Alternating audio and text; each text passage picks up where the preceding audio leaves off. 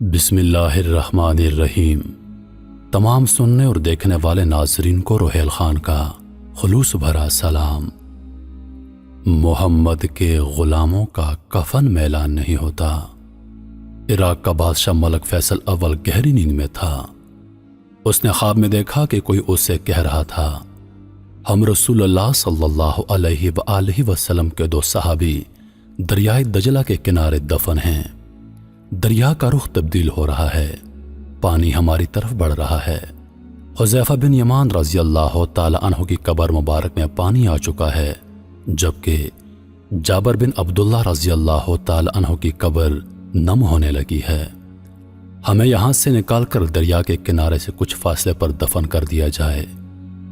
عراق کے بادشاہ نے یہ الفاظ خواب میں سنے، لیکن ان کی طرف کوئی توجہ نہ دی۔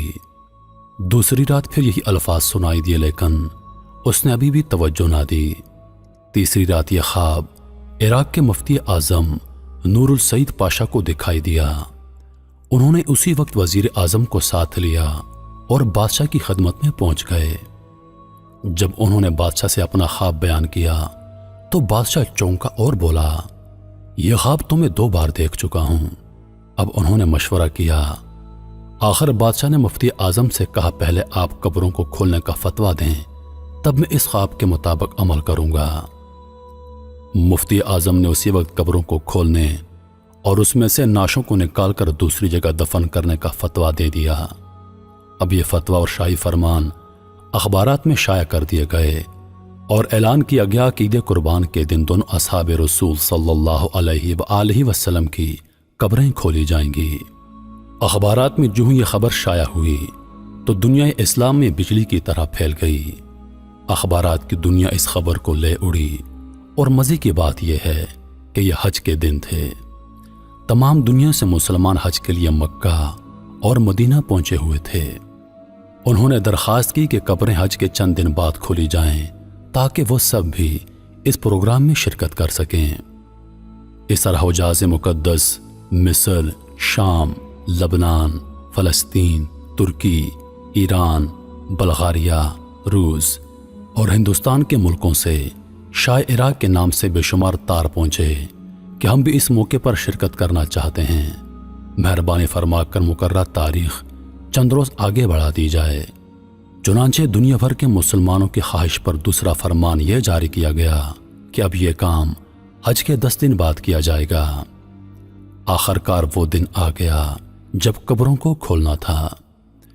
دنیا بھر سے مسلمان وہاں جمع ہو چکے تھے۔ پیر کے دن دوپہر 12 بجے لاکھوں انسانوں کی موجودگی میں قبروں کو کھولا گیا۔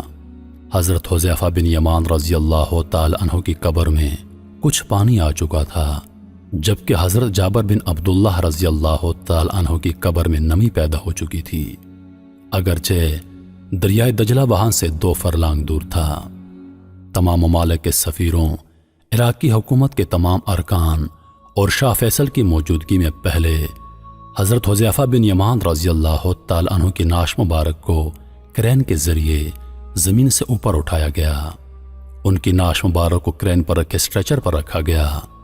اب کرین سے اسٹریچر کو الگ کر کے شاہ فیصل، مفتی اعظم، وزیر جمہوریہ ترکی اور شہزادہ فاروق ولی عہد مصر نے اسٹریچر کو اپنے کاندھوں پر اٹھا لیا اور نہایت احترام کے ساتھ ایک شیشے کے تابوت میں رکھ دیا۔ پھر اس طرح حضرت جابر بن عبداللہ رضی اللہ تعالی عنہ کی نعش کو نکالا گیا۔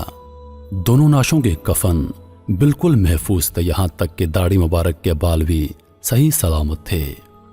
نعشوں کو دیکھ کر بالکل یہ احساس نہیں ہوتا تھا کہ وہ 1300 سال پہلے کی نعشیں ہیں، بلکہ یوں گمان گزرتا تھا کہ انہیں وفات پائے ابھی مشکل سے 2-3 گھنٹے ہوئے ہوں گے۔ سب سے عجیب بات یہ کہ دونوں کی آنکھیں کھلی ہوئی تھیں، ان میں اس قدر تیز چمک تھی کہ دیکھنے والے ان کی آنکھوں میں آنکھیں ڈال کر دیکھ نہ سکے۔ بڑے بڑے ڈاکٹر یہ منظر دیکھ کر دنگ رہ گئے۔ سچ ہے کہ محمد کے غلاموں کا کفن میلان نہیں ہوتا۔ روحیل خان کو دیجیے اجازت۔ سانسوں نے وفا کی تو اگلی بار ایک اور ویڈیو لے کر آپ کی خدمت میں حاضر ہوں گا۔ تب تک کے لیے خدا حافظ۔ اللہ پاک آپ سب کا حافظ و نگہبان۔ ہنستے رہیے اور ہمیشہ مسکراتے رہیے۔